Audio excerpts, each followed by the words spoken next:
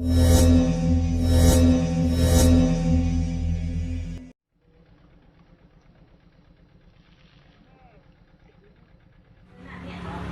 คลองเนี่ย อยู่นี่แหละมีรหัสบ่ไหม เยี่ยมสองครั้ง ตะปู2 หัว อีกชับเมื่อไหร่ประคอง เหมือนมีปัญหา แต่ว่าตอนนี้เอาตัวอย่างไปดูก่อนอีก3 มื้อเจอกันเตรียมคนให้พ่อ โอเค เดี๋ยวสินัดเวลามาให้ โอเค บ่ได้ ว่าได้ตัวอย่างที่แบบก้อนเบิ่งนะ มันบอกว่า3 มื้อ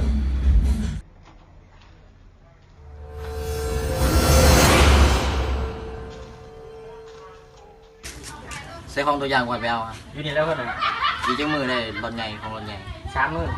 บ่ได้ มึงอีก3 มื้อไปเตรียมอาวุธในพร้อมเด้อ อีก3 มื้อมันถือวันที่เดือนปีใด ถึงวันที่32เดือน13พุ่นน่ะ กวนตีนกูบอกเตรียมรถในพร้อม หัวหน้าเชื่อรถหยัง มีรถยังไง รถจักรรถไทยรถฮุนไดวิโก้เอารถหยังหัวหน้า ลัมโบกินี่ เตรียมคลองให้พร้อมคนหาชิ้นแรกเอายังติ่งรถสนามบ่หรือคนรถพิโก้เอาใหม่พร้อมกินบ่กลัวอาวุธปืนมีดเนี่ยบ่บอกเนาะขนาดโอเคเตรียมเครื่องให้พร้อมใช้คลองตัวอย่างก่อนไปเอามา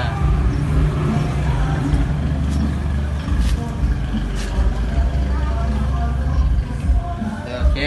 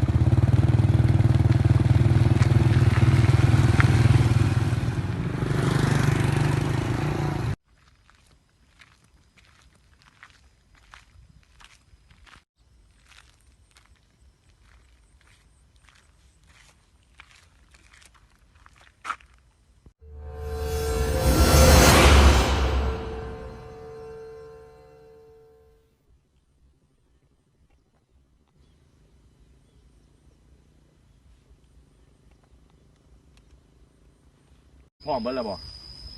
พร้อมหมดแล้ว เตรียมปืนเตรียมอาวุธ เรียบร้อยเบิดยังเหลือแต่นัดเวลา โอเค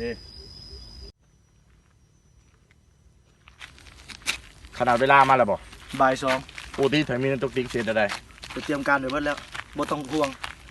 ถามว่ามันเกิดขอผิดพลาดมันยังไงมันเสียต้องแท้ มาทาดนเลยสิมาอยู่บ่วะ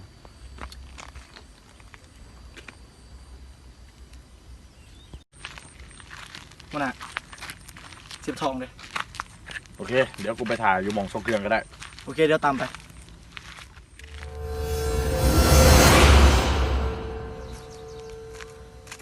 โอ้เอาไปสิพบหน้ากันนอนเนาะ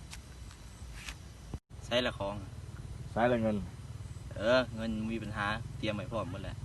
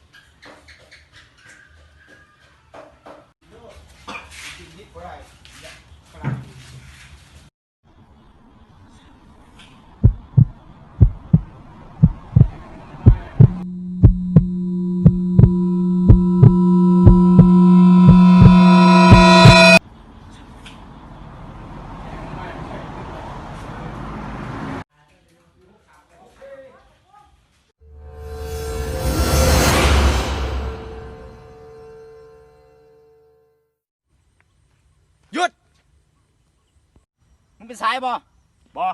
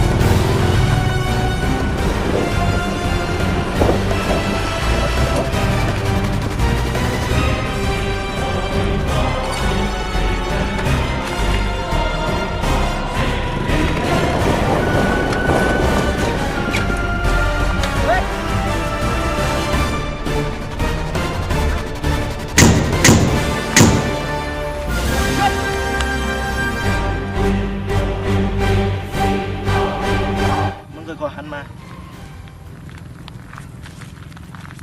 มึงสีรังแกคนมีทางสู่วะ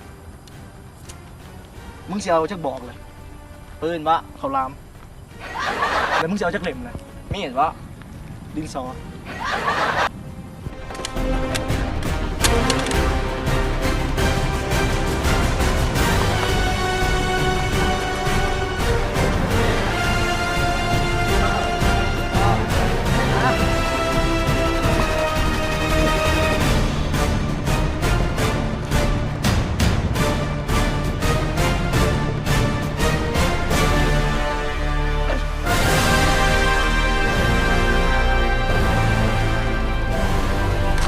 หยุด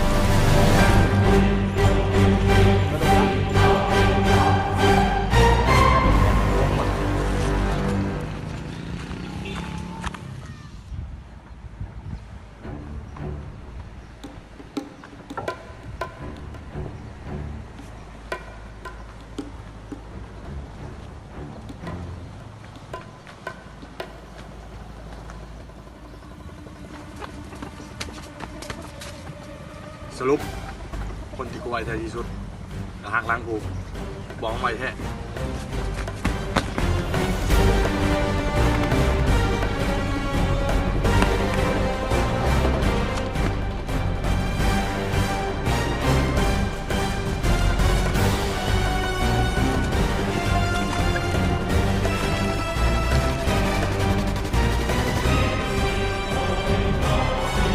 สุดท้ายมึงจะไปใช้บอลอด สุดท้ายคนที่กูไว้ใจที่สุดกระหักหล้างกู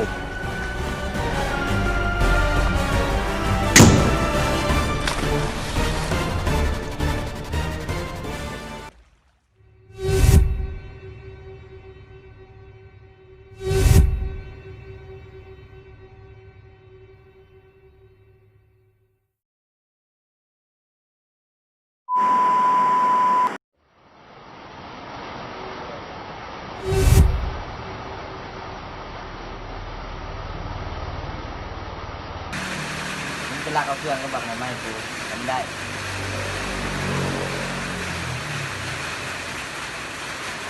มันบ่ได้มีปัญหาเรื่องเสื่อง แล้วกูสิให้รางวัลมึงอย่างงาม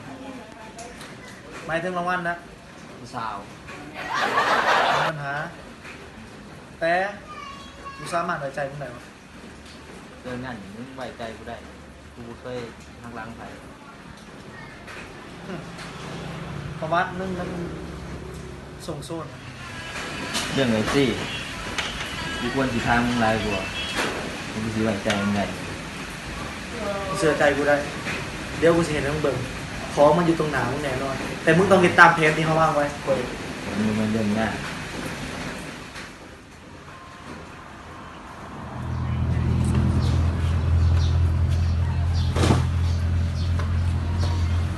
ของที่บอกไง แน่นอนลายซีมึง แต่มึงเห็นตามเพจกูก่อนเลยตรงนี้เขาเป็นปัญหา คนกูไว้ใจ แต่รางวัลที่มึงบอกว่าใช่กู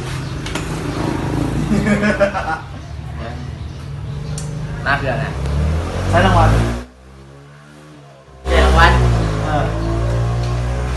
นี่รางวัลมึงสัจจานมีในมุมโจรนะครับจำใส่สมองไว้ ผมไม่โอกาสเผาจัดการกู มึงปล่อยโอกาสนี่หยุดมึงกูไม่ได้หรอก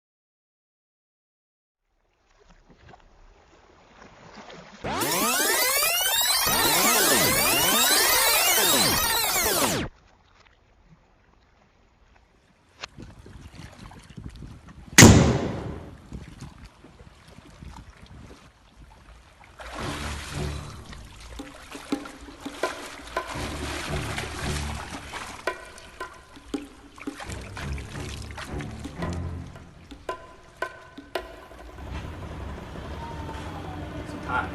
มองเป็นกู